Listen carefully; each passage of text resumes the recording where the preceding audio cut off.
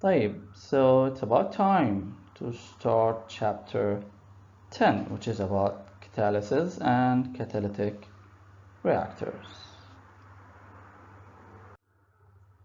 Okay, so we are in lecture 54, which is the last lecture in the semester. طيب, let's start with segment 1, where we're going to talk about brief introduction to catalysis, where we're going to discuss some definitions and properties of catalysts. Catalysts have been used by humankind for over 2,000 years. Can you think with me of examples where people used catalysts even though they did not know that they are using one? Well, the first observed uses of catalysts were in the making of cheese and bread. It was found that it was always necessary to add a small amount of the previous batch to make the current batch. I'm sure lots of you guys, their mother made yogurt, for example, at home. So that's another example of where humankind used catalysis. So in order to make yogurt, you'll need a small batch from the already made yogurt, where it already has the bacteria which produces the enzymes, right? And these enzymes are catalysts. However, it wasn't until 1835 that Berzelius suggested that small amounts of a foreign source could greatly affect the course of chemical reactions. This mysterious force attributed to the substance was called catalytic. In 1894, Ostwald expanded Berzelius' explanation by stating that catalysts were substances that accelerate the rate of chemical reactions without being consumed. In over 150 years since Berzelius' work, catalysts have come to play a major economic role in the world market. In the United States alone, sales of processed catalysts in 2007 was estimated to be over $3.5 billion. The major uses being in petroleum refining and in chemical production. Of course, this huge number does not come from that huge quantity of sales. Well, I'm sure that it's huge quantity of sales, but actually it also comes from the prices of the catalysts. So they are really pricey. Okay, so you can see here different shapes, different sizes, different colors of different catalysts. Of course, the color depends on what is impregnated into the support. Okay, let's look at a few of these shapes. You have the irregular shape or irregular granules. You have the spherical shape. You have a pellet here, extruded, cylindrical, ring, a mini lathe, wagon wheel, and so on. Different shapes. Okay, this is a monolith. A monolith means one piece. Okay, made of one piece, but you can see that that piece is perforated so that would create more surface area. Okay, you can read the details in the slides. These are also some discussions about the shapes and sizes. Okay, you can see here, Shabab, this is a monolithic catalyst substrates. Okay, you can see this is made of ceramic, where it's a piece of ceramic perforated. So you have long channels forming micro reactors. Every channel considered a micro reactor if you wish. Okay, and this is a metallic monolith. So it's made like a foil you wind it around, and then you end up with these channels. And between every two sheets, you can see these structures which allow the sheets not to collapse on top of each other. So it creates channels, as you can see. Okay, so here created channels, and this is metallic monolith, and here also we have channels, but this is a ceramic monolith. The photo above shows a variety of different solid catalysts used in industry. Okay, those on the front row consist of porous substrate material coated or impregnated with catalyst. Then you have the two samples here at the back are fine powders with large surface area.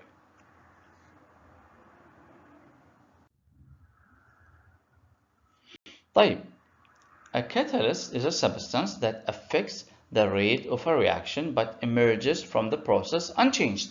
I'm sure lots of you have heard about this definition, right? You all know that catalysts do not really get consumed, right? Okay. A catalyst usually changes a reaction rate by promoting a different molecular path for the reaction. A different molecular path for the reaction means a different mechanism. For example, gaseous hydrogen and oxygen are virtually inert at room temperature. So although hydrogen is known to be very reactive and oxygen is known to be very good oxidant, right? But at room temperature they don't react. Why is that? Because the activation energy is very high, and at room temperature the molecules do not have enough energy to go over this barrier, but they react rapidly when exposed to platinum even at room temperature. Why is that? Well, simply because when you have platinum, now the route for the reaction between hydrogen and oxygen to form water is not the conventional slow route, which has to go through going over a large activation energy. It's not this path.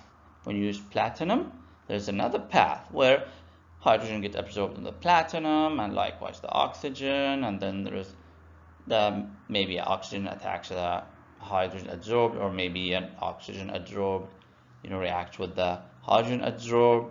Anyway, regardless to this new mechanism, what we are sure of is that this new mechanism has a smaller activation energy, which the molecules possess at room temperature, and therefore this reaction of oxygen and hydrogen proceeds in a different way, as you can see, a different way in the presence of a catalyst, and this way enables for a fast reaction due to the small activation energy. Okay, one would say, how did we know that hydrogen and oxygen really react at room temperature? Well, how do you know? Anyone would like to contribute? For you to know if the reaction would happen theoretically or not, okay, is feasible thermodynamically or not, you should look at delta G reaction. So if you calculate delta G reaction at that temperature, whatever temperature is, and you found it to be negative, then you know that the process is spontaneous. You know that this reaction is spontaneous and it wants to happen by itself without providing any kind of work from outside, right? So at room temperature, hydrogen and oxygen have a delta H reaction that is negative, which means it will happen spontaneously, but it will not happen in reality.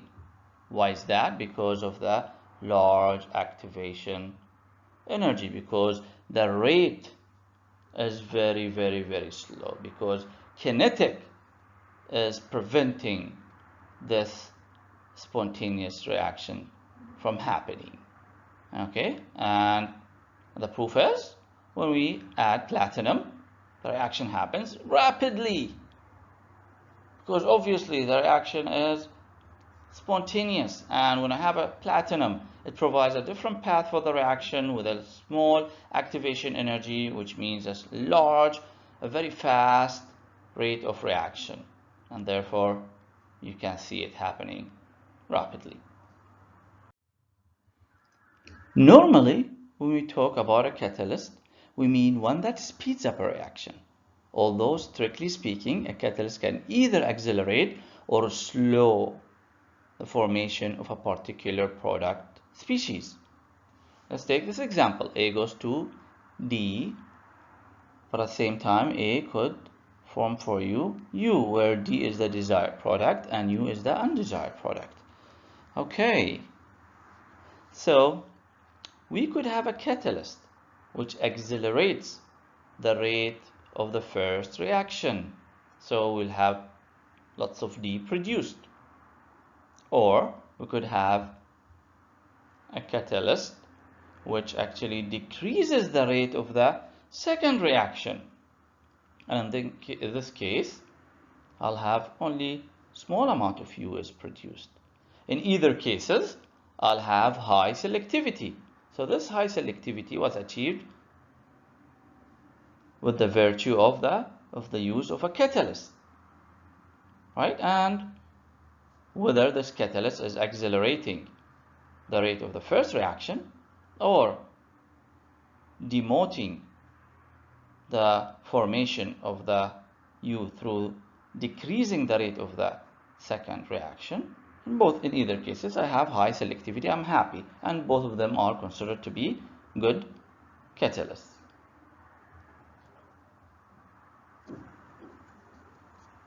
Because a catalyst makes it possible to obtain an end product by a different pathway with a lower energy barrier, it can affect both the yield and selectivity, as we just explained. A catalyst changes only the rate of reaction. It does not affect the equilibrium. So, if we have these two reactions and they are both reversible, if I use a catalyst, you might say, oh, I use a catalyst and I got, large quantity of D compared to U. Or you can say, well, I used another catalyst which decreased the formation of U. So I'm happy with the amount of U produced compared to D because it's very little compared to D. So in either cases, I'm using one type of a catalyst and I'm happy, okay, with it because I have relatively the quantity of D formed is much higher than the quantity of U formed. Okay, however, if you wait long enough, or if your reactor was large enough so that equilibrium is reached, you will end up reaching to the same composition, whether you use a catalyst or not. Whether you use the first catalyst, which promotes the formation of D, or you use the second catalyst where you demote the formation of U. In any case, in any of these three cases, whether I'm using catalyst 1 or catalyst 2, or I'm not using a catalyst at all, if I wait long enough, or my reactor was large enough so that equilibrium is reached, I'll end up having the same composition, which is the equilibrium composition. Let's clarify this point by discussing this example. Again, our reaction is A to D reversibly and A to U reversibly, where D is the desired product and U is the undesired product. If I'm running this reaction without any catalyst, you can see that at the beginning I'll form large quantity of U, right? Do you see that? Okay, so I form large quantity of U. Okay, of course A is continuously decreasing, as you can see, because A is getting consumed in both reactions. Okay, So you can see that U is forming at a rate that is faster than the rate of formation of D. Okay. However, because I'm waiting long enough for the equilibrium to reach, okay, the concentration of D will continue increasing, and then after U reaching this maximum concentration, actually it continues to decrease. Why is that? Because at equilibrium, when equilibrium is reached, the concentration of D is much higher than the concentration of U. And of course, concentration of A is very small. Okay, so the nature, okay, favors having more D than U with a little bit amount of A. So if we have a mixture of A, D, and U, the composition which gives me the minimum energy, okay, minimum energy, that is the equilibrium, consists of around, let's say, 80% of D, maybe around 8% of A, and around 12% of U. Okay, so am I happy with this? No, I'm not. I'm totally not happy because I don't want to wait so long. Okay, I don't want to wait so long don't want to wait 15 hours so that I produce a lot of D. I want to wait much less. So let's use a catalyst. Let's use a catalyst. When I use a catalyst now, which accelerates the rate of the first reaction, okay, promoting the formation of D, you can see now D is formed at a fast rate. Do you see that? D is formed at a fast rate. Okay, while U is here forming at a much lower rate. So what happened here? The reaction 1 proceeded very fast and it went to a very high concentration of D. Okay, which tells me that I have a good catalyst, right? I have a good catalyst. It actually increased the rate of the formation of D through reaction 1 and apparently also decreased the rate of formation of U a little bit. Anyway, okay, I'm really happy because I produced more D. Actually, I produced maximum amount of D in an hour, in less than an hour probably. Yeah, less than an hour. Okay, but again, even in this system which involves this good catalyst, if I wait long enough, 15 hours, if I wait long enough, equilibrium again will take me to the same composition at equilibrium, which is 80% D, 12% U, and 8% of A. So do you see how the catalyst cannot affect equilibrium? It only affects the rate of reaction, where now I have D is being formed at very, very fast rate, much faster than the case where I did not have any catalyst. Okay, but even if it does not alter equilibrium, I'm still happy. I'm still happy because it enabled me to form D at a very short time.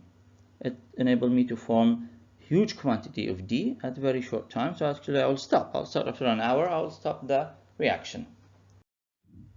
So with this given example, now I hope that you truly understand what is meant by a catalyst changes only the rate of reaction. It does not affect the equilibrium. Homogeneous catalysis concerns processes in which a catalyst is in solution with at least one of the reactants. On the other hand, of course, you know what heterogeneous catalysis means. A heterogeneous catalytic process involves more than one phase.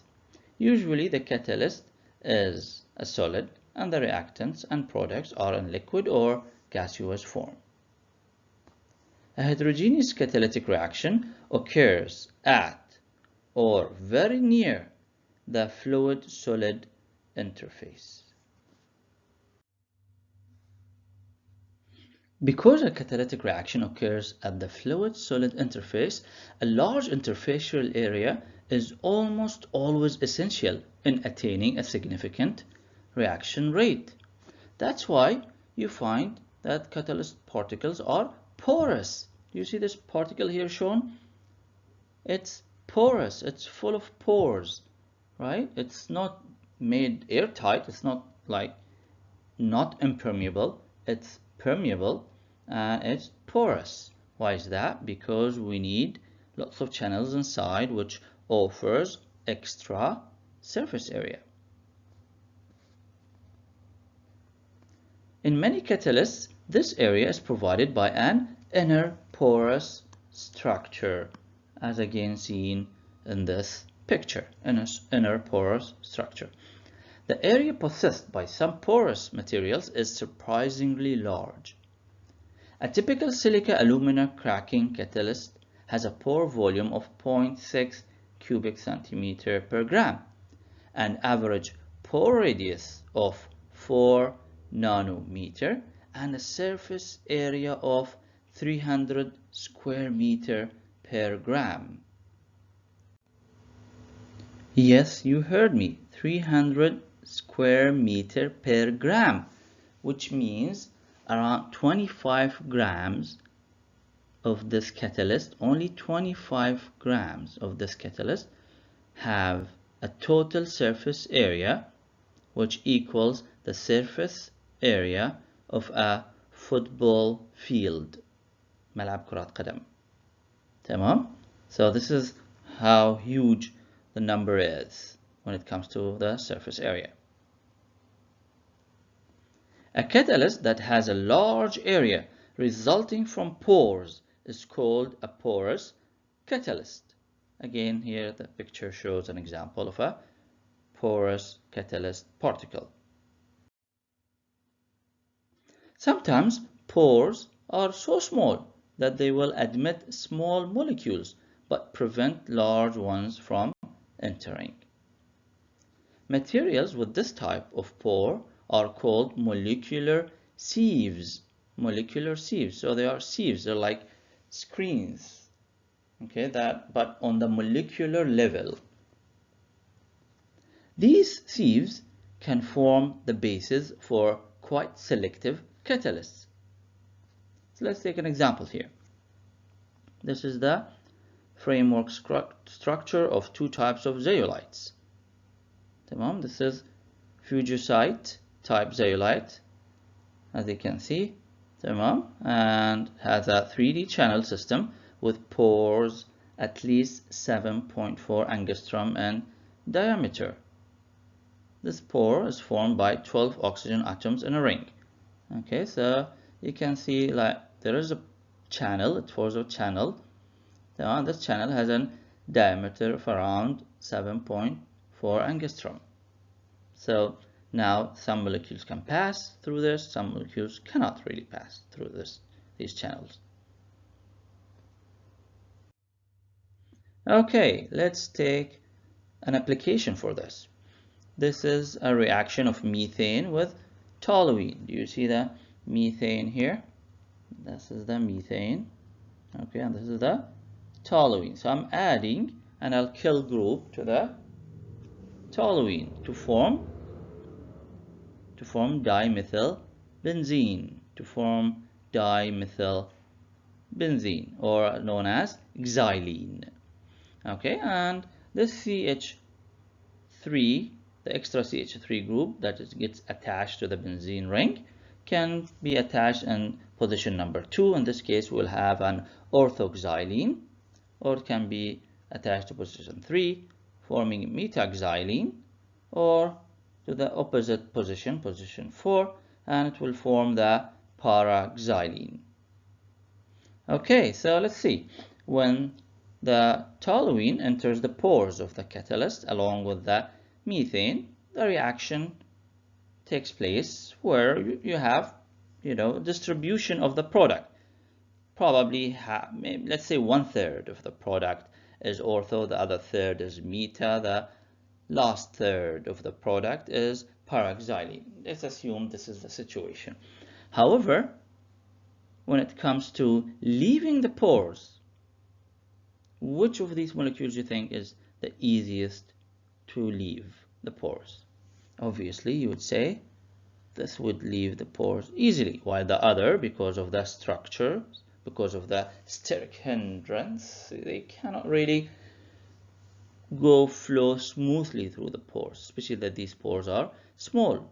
So these pores form molecular sieves.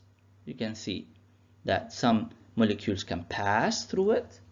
Okay, some molecules can pass through it, and some others cannot really pass through the pores. So what happens? I get the paraxylene as a product, while these guys stays inside.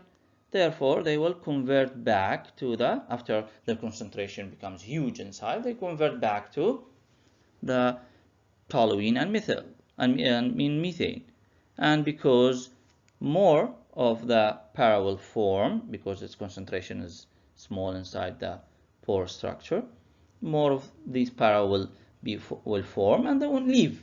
And therefore, again, it will have a low concentration, and then the reaction will also again shift toward more production of paraxylene. Okay, because it's these molecules only leaving the pore structure, and always its concentration is low inside compared to the other ones. Okay, so you can see how I got very large selectivity due to these pores and pore structures.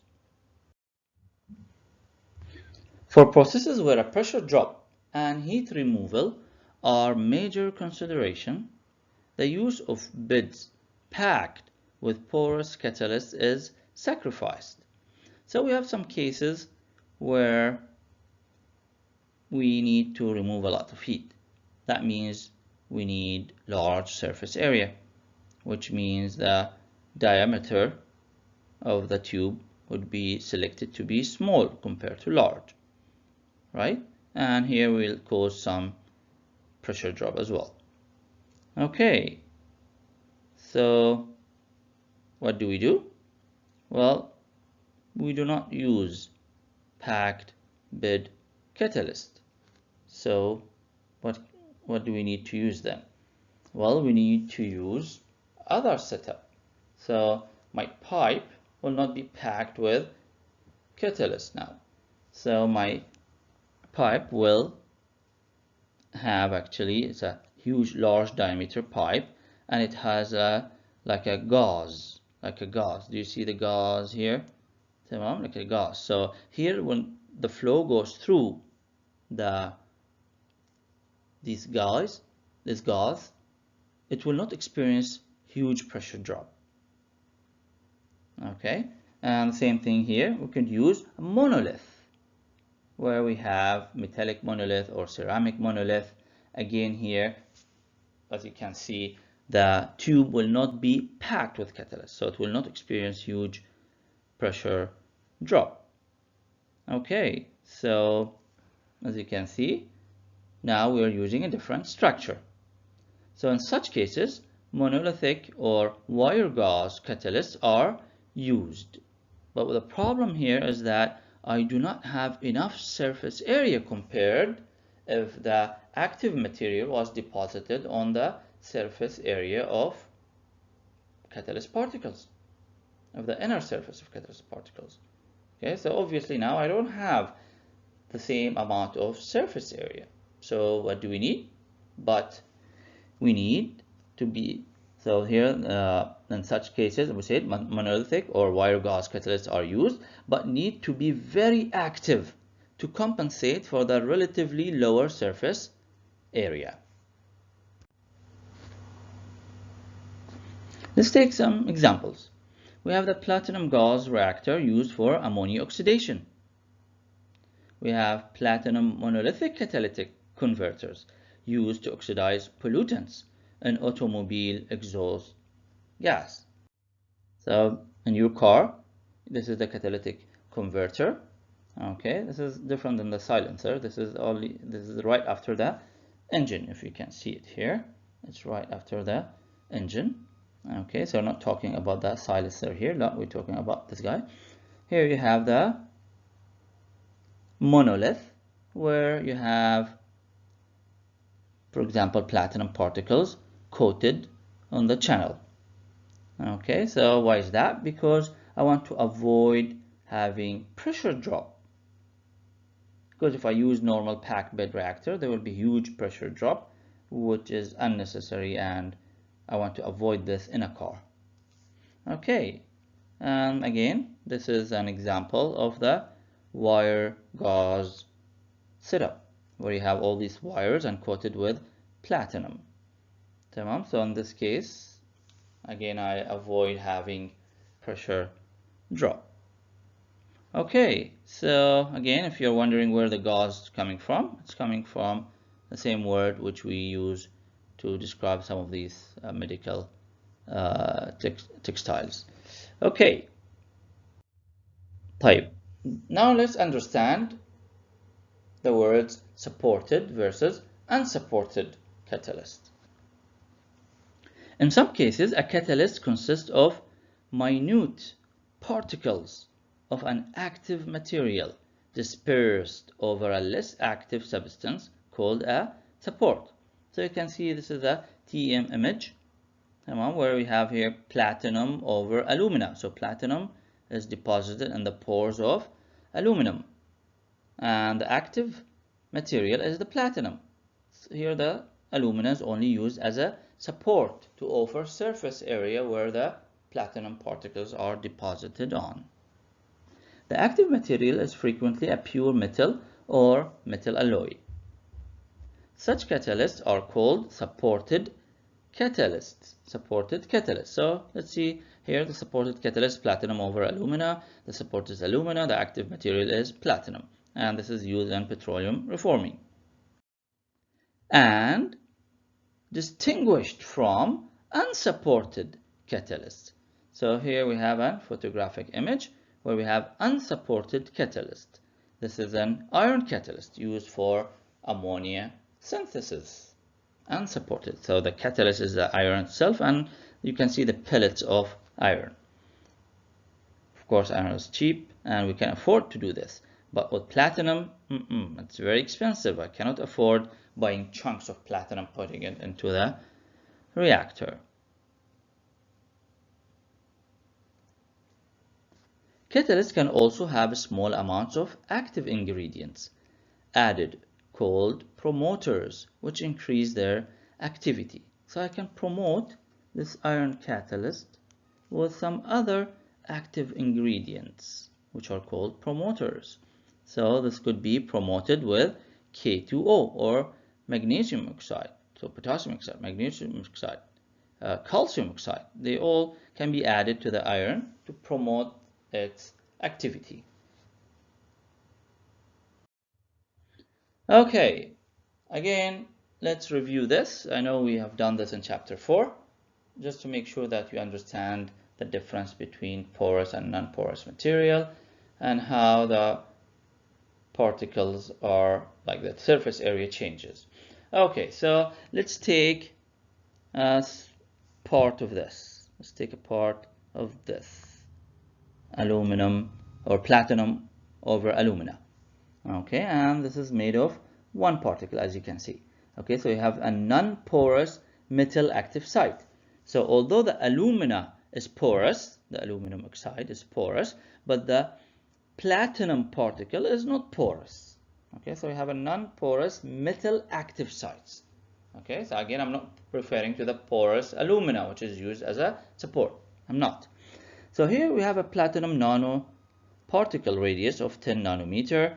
The surface area is 628.3 nanometer square, and the volume of this particle is around 2094 nanometer cubed.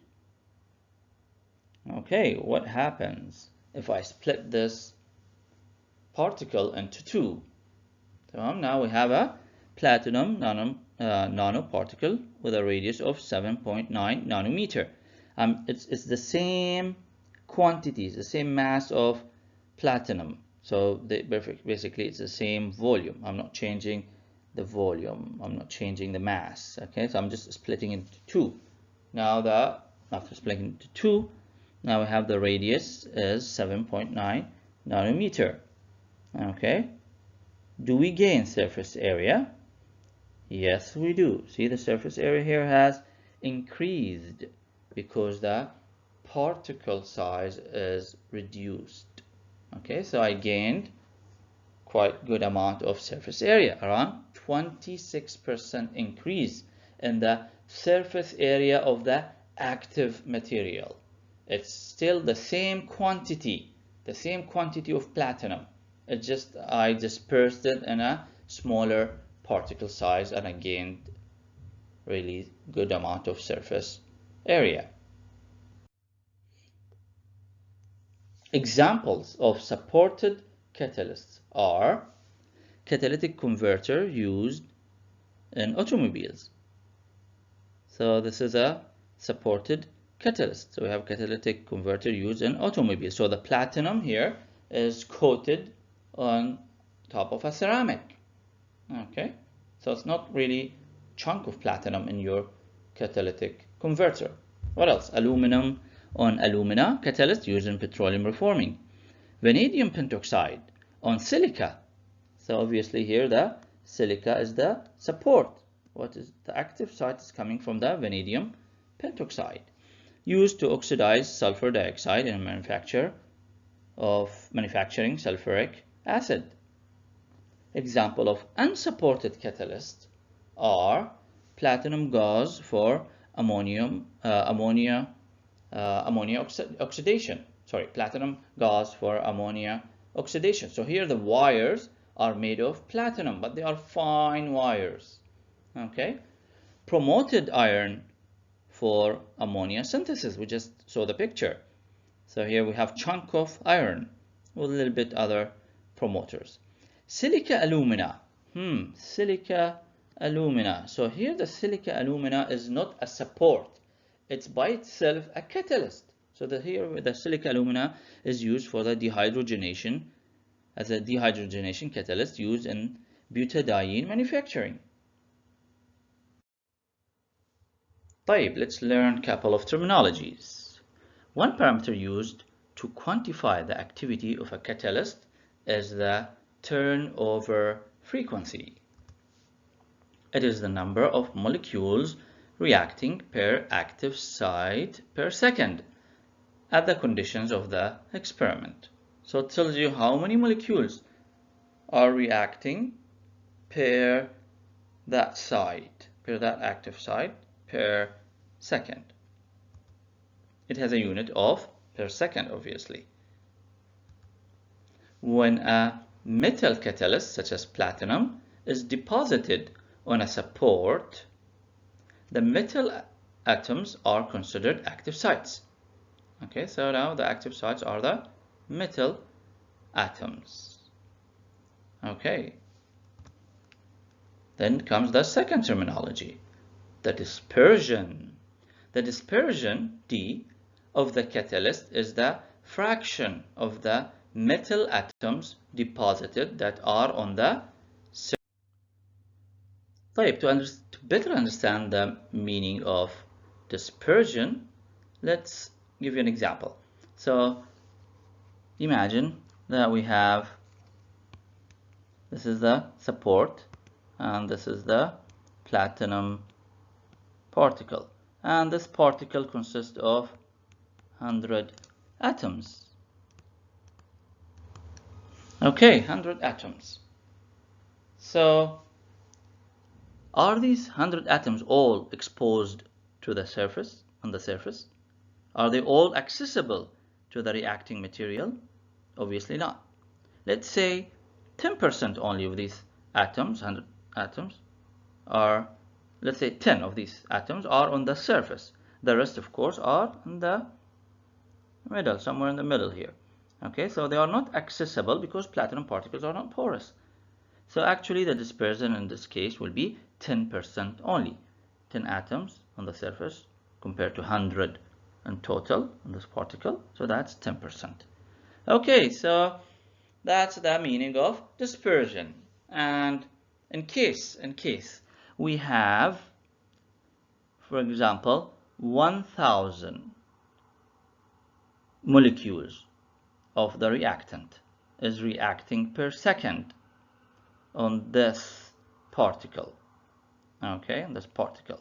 So that means the frequency factor is 10, because 1000 divided by 100, okay, that gives you 10. So we have 10 molecules reacting per 1 atom of platinum per second. Okay, I hope now that terminologies are correct. I thought I would share it with you because they are frequently used, the turnover frequency and the dispersion. We stop here in segment number 1 and continue in segment number 2 with other topics in catalysis. Bye for now.